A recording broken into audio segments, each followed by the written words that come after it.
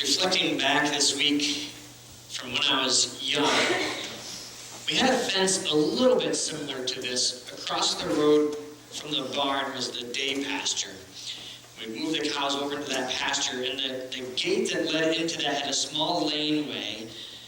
And in that laneway, there was sheep fence at the bottom, and then there was a dead wire over that, and then there was a live wire above that. And one day I wandered out, and I was watching my grandfather do something with a tractor out in the pasture, and I grabbed hold of the sheep fence, and I said, "This is a dead wire." And then I grabbed hold of the wire on top of that, which is a dead wire, and I said, "This is a dead wire." And then I grabbed the wire on top of that, and I said, yeah, I hit pretty good ground grabbing hold of a dead wire and a live wire. The fencer had something wrong with him. I couldn't let go. I was on it, and I was in trouble. I was yelling, nobody could hear me. And I remember I just let my weight fall. I could not let go. And when I fell, my hands fell off it. And, wow, that was electrifying. One could say. So I went in the barn. My mom was milking. And I said, "Mom, grabbed hold of the live wire and the dead wire at the same time." She said, "Well, why'd you do that?" "Thanks, Mom." And I said, "And I couldn't let go." And she said, "Oh, it probably felt like you were on there a long time, but that just happens." And I said, "No, but look." And I had a burn across my hand because I couldn't let go of that live wire. And I ended up with a burn on my hand. I think about how often in life we lay hold of something that we can't let go of. In many ways, once we lay hold of some things in life, they actually take hold of us. Think about that in terms of worry. We can have a taste of worry and not be able to let go of it. Or maybe with fear. We look into fear a little bit, and once we're involved with thinking about fear, we can't get it off of us. Or maybe when it comes to sin, we start into something, and next thing we know, we are buried in a sin and we just can't get out.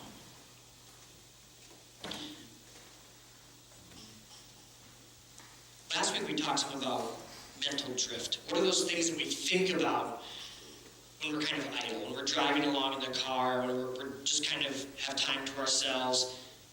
What problem comes to mind? Or what situation comes to mind? Or maybe even what sinful outlet comes to mind? Or what things come to mind? Those are the things that have hold of us. As I think about that, it's not just a matter of letting go of these things. It's a matter of knowing what to hold on to. Hebrews 10:23 says, "Let us hold tightly without wavering to the hope we affirm, for God can be trusted to keep his promise." So in many ways, breaking hold of what has us requires us to hold on to God's promises. And today we're going to take a look at a passage again from Isaiah, in which this time it's within the context of Sennacherib. It's still Assyria, a different king beating up everybody around him. And Isaiah lays out a series of promises just before Sennacherib comes a little more closely. We're going to take a look at the promises in chapter 35. This is what happened in chapter 36. In the 14th year of King Hezekiah, Sennacherib, king of Assyria, came up against all the fortified cities of Judah and took them. And the king of Assyria sent the Rabshakeh from Lachish to King Hezekiah at Jerusalem with a great army. And he stood by the conduit of the upper pool on the highway to the washer's field. Sennacherib has come down. He's already taken Syria and Israel, and he's coming down, and he's looking to take Judah. Lachish is here. This is a key fortified city. It protects a valley that leads over into the center of Judah. And that falls. And now Sennacherib sends his army to Jerusalem to take it.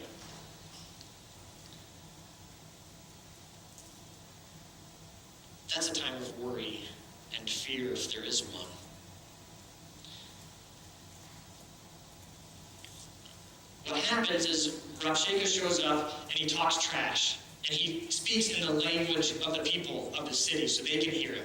So he's not just talking to the officials, he's shouting out at the walls. Everybody knows, fear us, we're here to destroy you. In my childhood, verse 12 was one of my favorite verses in the Bible because of its crudeness. And then out of that came deliverance. Remember the deliverance that happened? An angel came. And the army of Sennacherib was defeated by an angel, and freedom happened. But I think about that time span between when the guys show up and deliverance. How did they make it through that? The promise that Isaiah gave in chapter 35. Two promises wrapped into this. God comes to us, and the promise of salvation. Let's take a look at this. Verses 1 through 4, where the promise of God comes to us. The wilderness and the dry land shall be glad. The desert shall rejoice and blossom like the crocus. It shall blossom abundantly and rejoice with joy and singing. The glory of Lebanon shall be given to it, the majesty of Carmel and Sharon. They shall see the glory of the Lord, the majesty of our God. Strengthen the weak hands and make firm the feeble knees. Say to those who have an anxious heart, be strong, fear not. Behold, your God will come with vengeance, with the recompense of God. He will come and save you.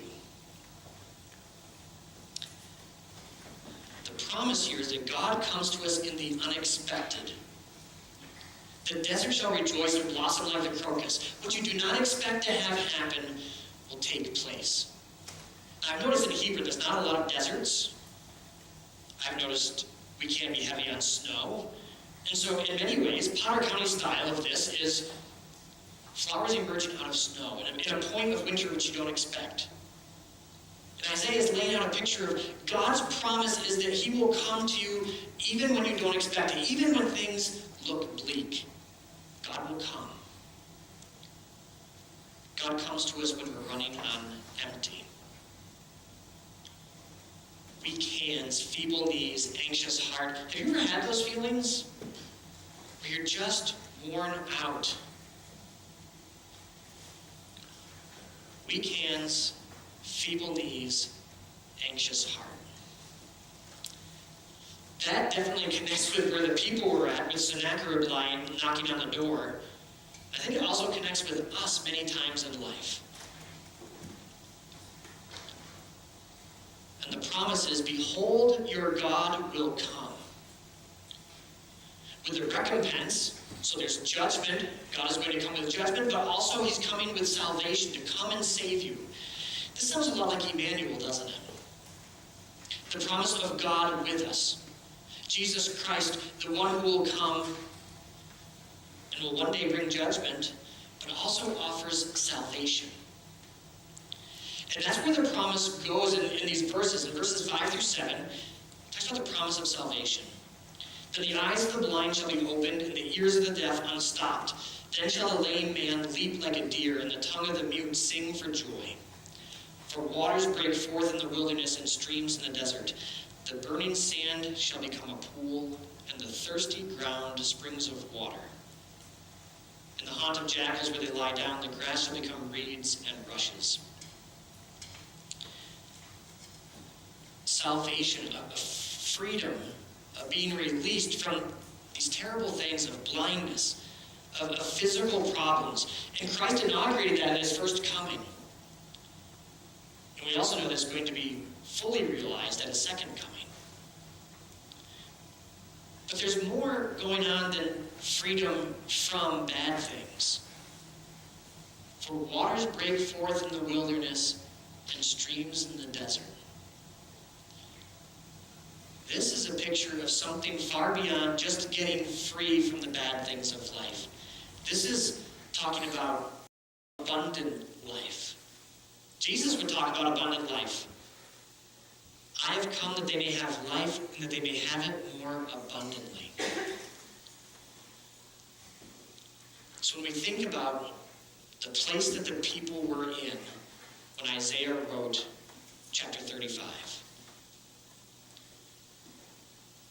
They're in a place of desperation, and they're promised that God will be with them, and they are promised salvation.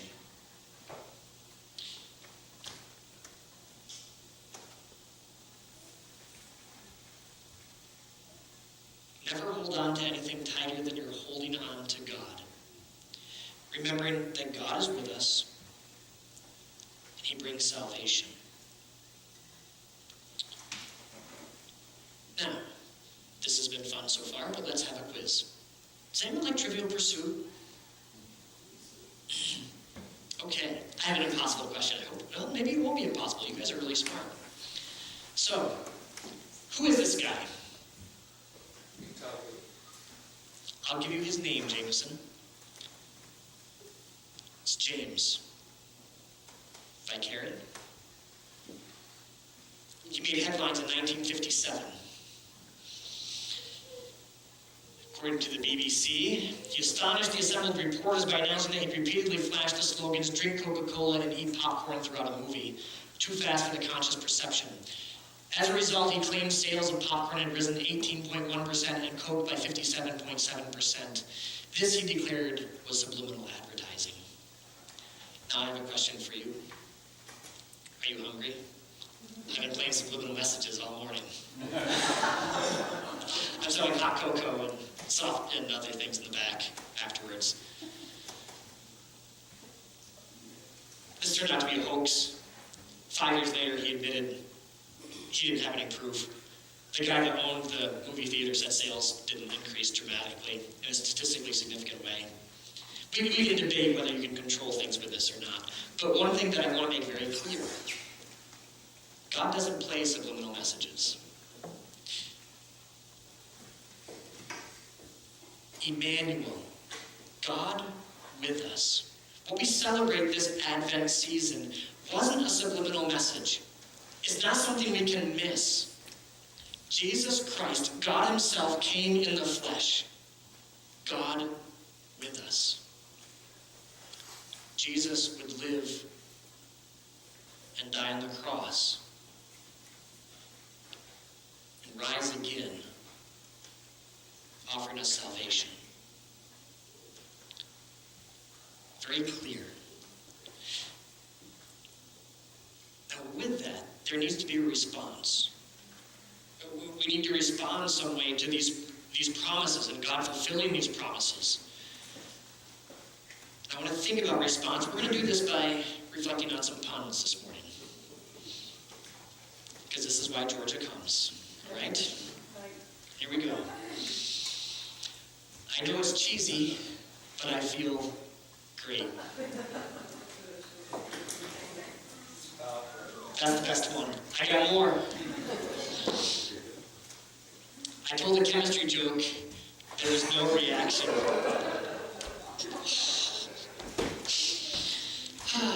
All right. I'm not done. This is just trying too hard to be a good pun.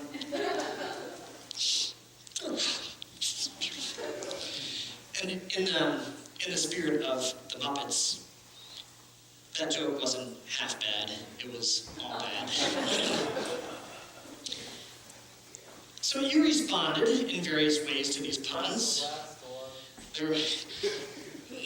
I've got more for you later, Jameson. We respond to things in life. We respond to bad puns. We also need to respond to God's promises. And in the next part of Isaiah chapter 35, he lays out a picture of what it looks like with our response to God's promises. And a highway shall be there, and it shall be called the way of holiness. The unclean shall not pass over it. It shall belong to those who walk on the way. Even if they are fools, they shall not go astray. No lion shall be there, nor shall any ravenous beast come upon it. They shall not be found there, but the redeemed shall walk there. And the ransomed of the Lord shall return and come to Zion with singing. Everlasting joy shall be upon their heads. They shall obtain gladness and joy, and sorrow and sighing shall flee away. Think about the redeemed and the ransomed who are coming back. Who are singing praises to God and celebrating with joy as they enter into Zion. It's people who have been freed from exile or slavery. And there's been a price paid for that. So if you're freed from slavery during this time period, someone had to pay a price so you would be free as an economic slavery. Or if you're freed, if your city's under siege, someone paid a price to free you. For us, we know that God alone is the one who pays the price for us to be redeemed from the slavery to sin. And that price was paid by Jesus Christ on the cross. We are redeemed and ransomed because of the work of Jesus Christ. In many ways, our Advent response is that we celebrate an already but not yet. We celebrate what Christ has already done and that he has ushered in our opportunity to know him personally, to be forgiven of our sins, to walk with him, to be discipled by him. And yet we realize that we are not yet in the fullness of fellowship as we one day will be. That there is coming a time in which Isaiah's prophecy here about entering Zion and singing praises to God and no longer being troubled with sickness and death. That day is coming also. And at Advent we celebrate both of those. We celebrate that Christ has come and offered us a way of reconciliation with God. And we also celebrate that there is a day coming in which all things will be the way they are intended to be. And so, at this time, we think with joy. Joy of what has already taken place, and also joy that even amidst our hardships today, there is a time coming in which we will be fully realized in the presence of God.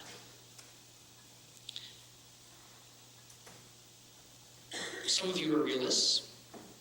You realize joy is not necessarily easy to hold on to at all times of the year, including these weeks. I want to think about that a little bit. How do we hold on to God's promises and the joy that comes from those promises, especially during this month? Take a look at James. James is a practical book. And James lays out some pretty clear principles of how to wait for the fullness of joy. Be patient, therefore, brothers, until the coming of the Lord. See how the farmer waits for the precious fruit of the earth, being patient about it until it receives the early and the late rains. You also be patient. Establish your hearts, for the coming of the Lord is at hand. Do not grumble against one another, brothers, so that you may not be judged. Behold, the judge is standing at the door. As an example of suffering and patience, brothers, take the prophets who spoke in the name of the Lord. Behold, we consider those blessed who remained steadfast. You have heard of the steadfastness of Job. You have seen the purpose of the Lord, how the Lord is compassionate and merciful. Here's a few principles that I plan to take to heart over the next couple of weeks. One is patient. James talked about being patient, waiting for the coming of the Lord. And he related it to the rains that the farmer waits for. So the early and the late rains point to the Palestinian climate, in which there are autumn rains just after sowing and spring rains just before harvest. Even though 3/4 of the rain of the year would be tucked within a couple of months, these rains at the bookends of the season were critical. You have to wait for those. We're called to the same sort of patience as we wait. We wait for critical things, but it has to be patient. And I've been thinking about this. How do you measure patience? Here's what I want to try out. How much time do I spend praying this month versus preparing for holiday festivities? How much time do I patiently spend waiting on God, talking with him and listening to him, versus the amount of time that I'm preparing, celebrating him? How do those two line up? You can argue with me later if this is a fair balance, but I think this does kind of open my eyes to where do I put my emphasis? Waiting patiently on God, or doing stuff to get it done? Another principle of James here is no grumbling. How do you define grumbling?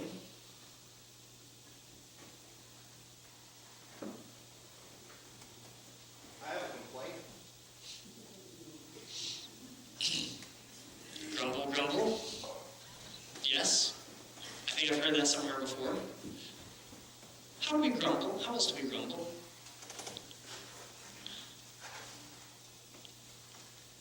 No one's ever done it here, so that's good.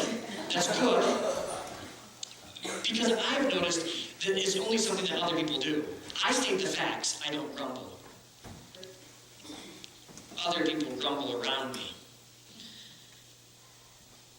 Here's another thing to weigh. If I'm super excited about something, am I focused on what is awesome or my pet peeves? If I am so looking forward to what's going to be taking place, do I talk about the positives of it? Yes. Do I complain very much about it? Probably not. This month, where's my balance? Am I so excited about celebrating that Christ has come in the flesh and that Christ is going to return? Am I so excited about that I focus on all these things of excitement? Or do I find the things to grumble about? We can all find things to grumble about. What's my focus? One more thing that James mentions here is to look for examples. Just look at the prophets. Look at Job. In many ways, he says, look up. Look up to people that set higher expectations for you. And I think what a wonderful time of year to reflect on people in our lives that we look up to. Maybe spending time thinking about what are attributes of them that I would like to do more of. Or maybe even biography of heroes. At men's group, we talked about Jim Elliot and Elizabeth Elliot. And recently, Star Zone mentioned John Newton. All these great people that'd be awe-inspiring. Maybe it'd be good to look at heroes of the faith and be inspired.